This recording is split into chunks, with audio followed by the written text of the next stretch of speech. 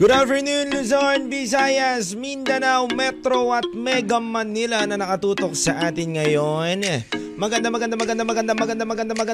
tanghali ngayong Friday, mga kawan.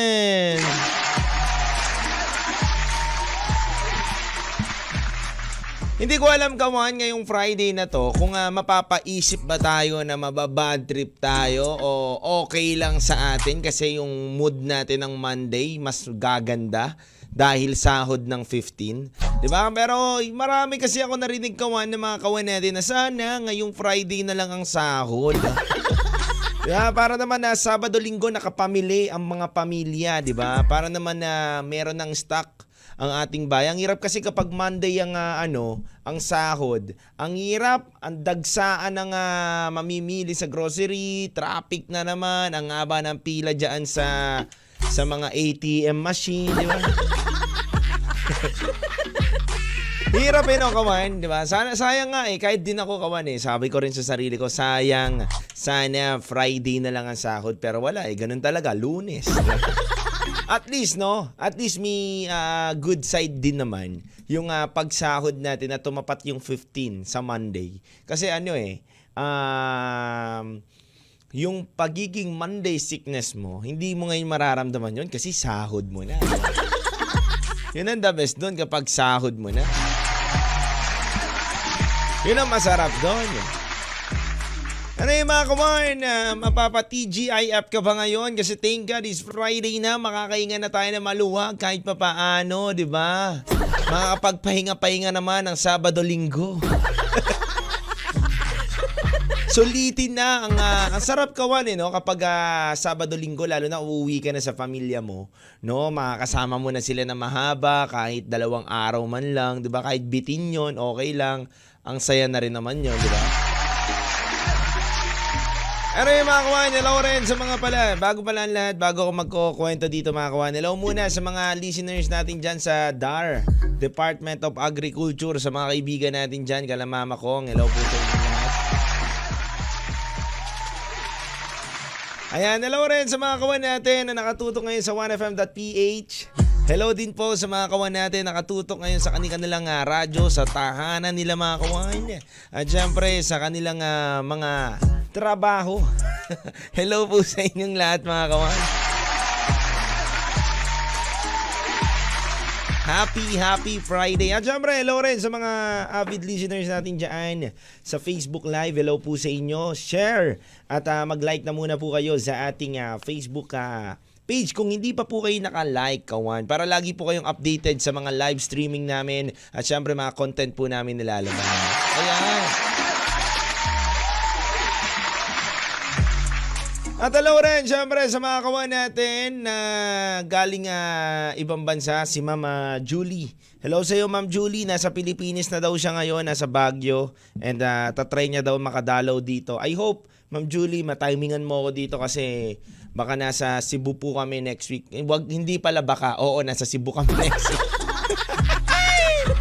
Nasa Cebu po kami next week ng all-in-one team and 1FM Radyo Pilipino. Ayan po, makakasama nyo kami dyan sa Sinulog Festival 2024. Ayan, mga kawan. At syempre nako, maraming mga new news ngayon, kawan. Alam nyo ba, may trending news ngayon, kawan, na nangyari na merong maisingit ko lang to, kawan. Merong isang mag-OFW pupunta sa ibang bansa. Tapos, kawan, pinunit ng asawa niya, yung husband niya, pinunit yung travel papers niya. Grabe. Yung mga gamit niya, passport niya, kawan, pinunit ng asawa niya para hindi daw siya makalis dahil sa selos. Naku, kawan, nakakatakot naman to. At syempre, nahuli doon sa mismong airport yung asawa niya at naiiyak-iyak yung babae dahil nga naman paalis na siya, naudlot pa. Sobrang laking problema yun, kawan, Kung nabalitaan yun, kawan, grabe, nakakaawa yung yung OFW na aalis na sana.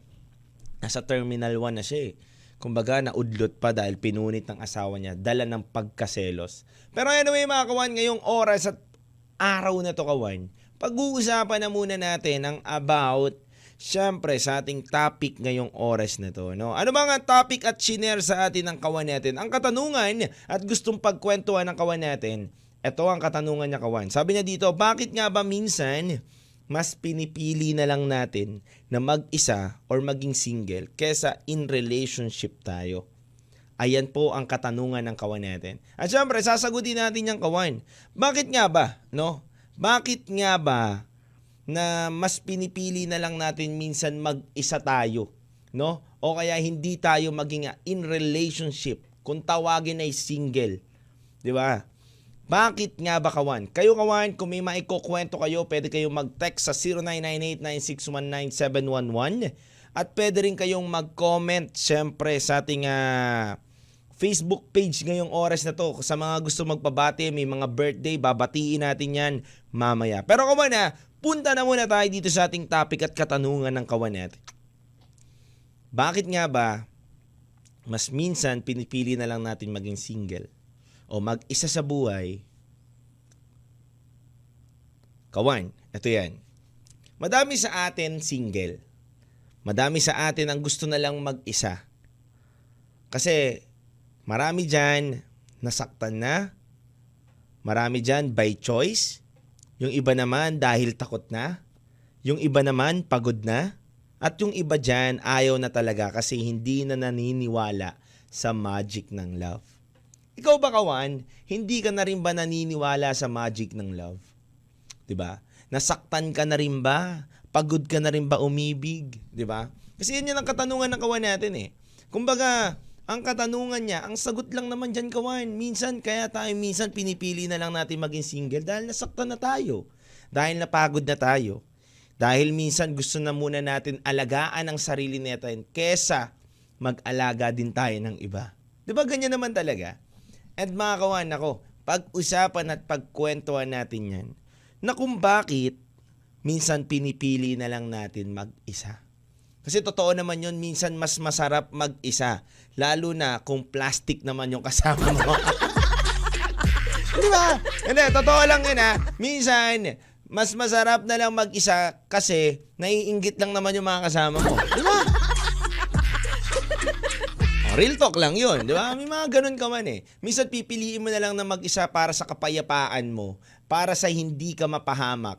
At minsan, mas masarap maging mag-isa para hindi ka na nila machismis, no? Marami pang malaman sa'yo, no? Lil Vinci, my chinito boy. Kwento 1 sa 1FM. Ayan, hello muna sa mga kawan natin na nakatutok ngayon sa La Cesar Montana. Wow, kala ko Cesar Montano na no?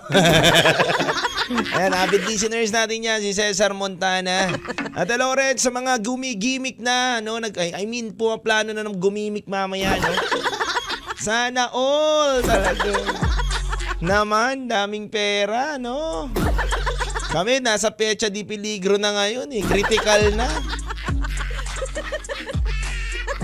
Sabi nga daw minsan kailangan mo rin daw mag-relax and chill daw. Pero kapag magre-relax and chill ka, siguraduhin mo wag mo ipapangutang ang pang-relax and chill mo, di ba? May mga iba kasi, di ba, nababaon sa utang, kaka-relax and chill, utang pala ng utang lahat ng mga pang-relax and chill. Wala din, di ba? Kaya dapat marunong ka mag-budget sa sarili mo din, no? May pang-relax ka, may pang-chill ka, may pang-pamilya ka, di ba? May pang-luho mo ka, no? Pero malabo yun, kawan. Kulang pa nga minsan yung sahod. Di ba? Kaya mas mabuti na lang, manahimik ka na lang sa imong tahanan, no? Mas mabuti yun, manahimik ka na lang at matulog ka na lang sa tahanan mo. Mas makakabuti at mas makakaganda sa iyo yun, kawan, no? Mas malalayo ka pa sa kapahamakan yan. Anyway mga kawan, balik nga lang tayo muna sa ating topic for today, no? Ngayong afternoon na to. Alam nyo kawan, totoo yan, minsan may mga kakilala tayo na bakit tatanungin natin yung sarili natin o minsan nahihiya tayo magtanong sa kanila. Bakit hanggang ngayon ayaw mo pa rin mag-girlfriend? Bakit hanggang ngayon ayaw mo pa rin mag-boyfriend? O kaya bakit hanggang ngayon ayaw mo pa rin mag-asawa? 'Di ba yun yung mga mabibigat na tanong kapag medyo nasa age ka na, 'di ba, na mga 30s, 'di ba? 32, no? O kaya mas critical diyan yung mga 33 ka na. Bakit hanggang ngayon ayaw mo pa rin mag-anak? Ayaw mo bang may mag-aalaga sa'yo pag tanda mo? Ano yung mga tanungan na ganon? Pero minsan kasi kawan, may nagiging factor yung mga nakaraan natin sa kung anong ginagalawan natin ngayon. Kasi kawan, kung tinanong kasi tayo ng isang kawan natin, bakit DJ Lil Vinci may mga kakilala tayo? O bakit mas pinipili na lang natin minsan maging single o hindi maging in relationship? Ano po ba ang dahilan? Tingin ko kawan, isa sa mga nagiging dahilan yan kawan, minsan by choice na ng isang tao Tulad nga ng sinabi ko kanina. Minsan nadala na sila, nagsawa na sila sa paulit-ulit na sakit na lang yung nararamdaman nila. At minsan mas pinili na lang nila, doon nga pumapasok yung by choice, na mas sarili na lang nila yung intindihin nila kaysa may intindihin pa sila na ibang tao. 'Di ba? Oo, alam natin, nasasabihin ng iba, mas masarap na may katuwang o may inspirasyon ka sa buhay. Pero minsan kawan, marirealize mo din na mas masarap pala mag-isa minsan. Hindi, totoo yan Totoo yan kawan. Hindi lang din sa relasyon kawan, kundi minsan, masarap din mag-isa tayo. Natignan muna natin o mag-reflect muna tayo sa sarili natin bago tayo maghanap na naman ng responsibilidad. Kasi minsan kawan, ang hirap talaga nang nasa in relationship ka. 'Di ba? Mamanduhan yung pagkain mo. Kumain ka na ba? Siyempre, ayaw mo minsan kumain. Sasabihin, ba't ka nagpapalipas ng pagkain? Galit pa sa'yo. Magiging cause pa ng away. Ako nga, iniingatan nga ito. Tapos ikaw hindi mo iniingatan yung sarili mo. Dapat iniingatan mo yan. 'Di ba? Yung mga ganyan Maraming factor kawan kung bakit minsan pinipili na lang kawan, 'di ba, ng iba na mag-isa. Pero kawan, isa sa mga naging dahilan ng isang kawan natin ay napakaganda. Sabi niya dito kawan, alam mo DJ Lil Vinci kung bakit ko pinili na lang mag-isa o tawagin akong isang single kesa makapanakit ako ng puso ng iba. Dahil alam ko sa sarili ko na hindi pa ako handa. Wow, ang ganda nyo Ang ganda ng sinabi ni Kuya, no? Alam niyo, totoo yun, no? Minsan mas pipiliin lang natin, 'di ba? Pag pipiliin natin na maging single tayo, hindi lang para sa sarili natin kundi rin para sa iba. Kasi kung hindi ka pa naman handa para sa relasyon, ba't mo ipipilit yung sarili mo? Hindi rin naman magiging maganda yung kalalabasan nito, 'di ba? Yung magiging resulta, no, ng paikipag-relasyon mo sa ibang tao. Hangga't hindi ka pa nga daw handa o hindi mo pa nakikita yung sarili mo doon sa bagay na yun, huwag mo munang ipilit, no? Ang ganda ng dahilan ni Kuya, no? Meron naman dito kawan, sabi naman dito ng isang kawan natin. Ito, kakapasok lang ng kanyang comment. Sabi niya dito kawan sa ating Facebook page. Sabi niya, DJ Lil Vinci, ako naman po, pinili ko na maging single dahil sawang-sawa na ako sa palagi na lang na break up. No? Hindi dahil toxic ako o toxic ang bawat isa. Dahil lagi ko kino-consider kasi yung mga gusto ng partner ko. Kumbaga, kino-consider ko yung mga gusto nila na hindi ko naman gusto. At nare-realize ko bandang dulo na hindi pa pala talaga ako nararapat pang umibig. Siguro ang punto nito ni ate girl, nasa relasyon siya, at hindi niya naman gusto yung ginagawa ng lalaki na yun, pero ginagawa niya pa rin, no? Pinipilit niya pa rin. Mahirap nga yun, no? Na hindi kayo balanse. Katulad ng sinabi ko sa inyo kahapon, kailangan kapag in relationship ka, marunong din kayo bumalanse sa isa't isa. Hindi lang isa lang ang nagmamahal. Hindi lang isa ang umiintindi. Hindi lang isa ang laging mataas ang pride. 'Di ba? Hindi lang isa ang nagpapakumbaba. Dapat balanse kawan. Dapat marunong kayo tumimpla sa isa't isa. Dahil hindi naman lahat lagi kawan, no? Lalo na yung mga girlfriend pa lang kawan, laging nagmamataasan ng pride yan 'Di ba? Nagmamataasan ng pride niyan kapag yung isa napakataas, yung isa magtataas pa din. Galit yung isa, galit din yung isa. Dapat babalansihin nyo din, kawan. No? Pero give and take yan. No? Give and take yan. Hindi lang yan para sa mag-aasawa na o ano. Lalo na yung mga kabataan kasi ngayon, masyado na mapupusok.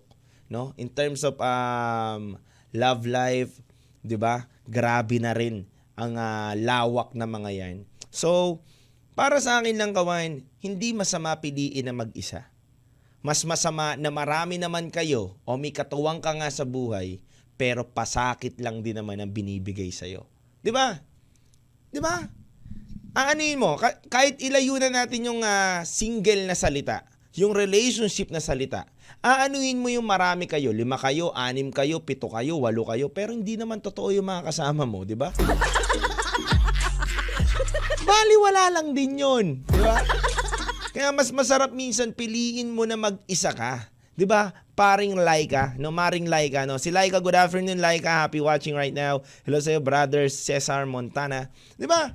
Kawan, mas masarap na piliin na lang minsan mag-isa kaysa plastikin ka o hindi ka katotohanan ng mga pinagsasabi o tingin sa'yo na sinasabi mong kaibigan. 'Di ba? 'Di ba? Tama ba ako doon, kawan? Ano yung mga kawan, dire-diretso lang ang ating kwentuhan. Huwag kayo mawala, muli pa rin ako magbabalik sa ating kwentuhan.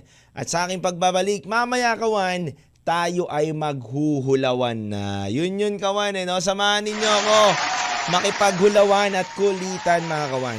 Lil Vinci, May Chinito Boy. Kwento 1 sa 1FM. Alright mga kawan, sa uling pagkakataon na tayo ng ating kwentuhan.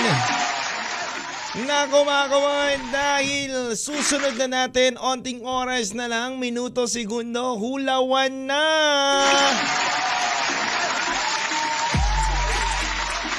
Pero bago ang lahat mga kawan, dapat sundin nyo kasi yung mechanics dun, kawan, no? Sabi naman sa akin ng mga nagpapadala po ng gift natin, kailangan kasi yung screenshot na sinasabi ko sa inyo, gumaganon-ganon ako. Ngalay na ngalay yung pangako dun eh. Hirap na hirap yung mga ano ko dun, mga pagngiti-ngiti ko dun. Screenshot nyo yun, kawan, para kapag sinend po sa inyo, talagang ma-verify po nila na talagang kayo po yung nanalo. Kasi may mga iba po talaga na hindi naman sila nanalo, nagkiklaim po ng prize. So, para safe lang, screenshot nyo yung mga ginagawa ko. Kung ano man yung napanalunan ninyo, screenshot nyo, post akong ganon, post akong ganyan, post akong like, para may chance po kayong manalo, mga kawan. Ayan. At syempre sa mga hindi pa nabibigyan ng prize ng mga panalo, DM lang kayo, kawan. Kakausapin naman po kayo ng ating mga kawan dyan. Anyway mga kawan, anyway, mukhang balik tayo muna. No? Sabi nga daw dito ni kanina, ni Laika, ang hirap daw, mas mabuti na daw na walang love life, no? Mas mabuti na daw na okay lang na mag-isa, no? Tama ba ako doon? Direct Yan Tayo TV, yan, no? Nanonood na si Direct Yan Tayo TV. Mamaya direct, meron tayong hulawan. Hello rin kay Jerben Abraham, no? Abrahan, no? Kala ko Abrahan eh, kasi marami akong kaibigan na Abraham. Abrahan naman pala siya, no? Yan. Alam nyo kawan alam nyo, di ba, na mas makakabuti talaga na mag-single ka lang kung sa mga madadaling pang-unawa lang. Kapag single ka, wala kang gastos, no? Sa sarili mo lang, di ba? Sakto lang. Kung sakto man ang pera mo, wala kang man pera mo, kaya mong tipidin ang sarili mo, di ba? Pero mahirap tipidin ang iyong partner, di ba? Bakit? Baka ma-post ka sa social media, di ba? Baka mga 299 pesos ka, di ba? Di ba? Mahirap eh. Mahirap talaga magkaroon ng jowa basta-basta. Kaya nga dapat daw kapag nag-girlfriend, boyfriend, partner tayo, prepared tayo doon sa ginagawa natin, di ba? Yung alam natin na may bala din tayo. Sabi nga daw nila, mahirap sumalang sa gera na wala kang bala, di ba? Ayan si Jerben Abraham naman daw pala sila. Wow, ang dami kong kaibigan na Abraham ha. Mga mababait yan, yung mga Abraham na yan. Ang dami kong kaibigan na Abraham. Nako, hello sa inyo, big shoutout brother Jerben. Happy listening and watching right now sa inyo dyan. Ayan, at syempre At syempre mga kawan, balik lang tayo dun sa pinag-uusapan natin. Alam nyo, malaking factor para sa atin na mag-isa muna para makapag-reflect at isipin natin kung ano ba mas makakabuti sa atin. Huwag mo madaliin yung sarili mo. Hihinto mo rin yung sarili mo at tignan mo din kung ano ba, no, ang dapat mong gawin at makakabuti para sa iyo. No? Kasi minsan kada break up pa lang natin, hanap kagad tayo ng partner, hanap kagad tayo ng rebound, hanap kagad tayo ng ganito, hanap kagad tayo ng makaka-comfort sa atin, di ba? Minsan, try mo rin i-comfort yung sarili mo lang sa pamamaraan mo sa sarili mo na kaya mo kahit walang ibang tao. Yun ang the best dun, kawan. Kaya mga kawan, ako, pag-usapan natin yan, di ba? Nang sa susunod pa na araw, no? Kung may mga katanungan kayo about sa puso ninyo, problema ninyo, di ba? Sa mga kwento ninyo, pwedeng-pwede nyo yan pag-usapan. Basta mag-text lang kayo sa 099896197111 o kaya mag-comment kayo o kaya erekta DM nyo ako sa Facebook account ko na Angelo Shalcita or kaya Lil Vinci. Pag-usapan natin yan mga kawan. Maraming salamat sa inyo. Keep safe always. Kwentuhan na! Kasama ang iyong Chinito Boy, Lil Vinci. Araw-araw, 1:00 ng hapon, dito sa 1FM. Kwentuhan na!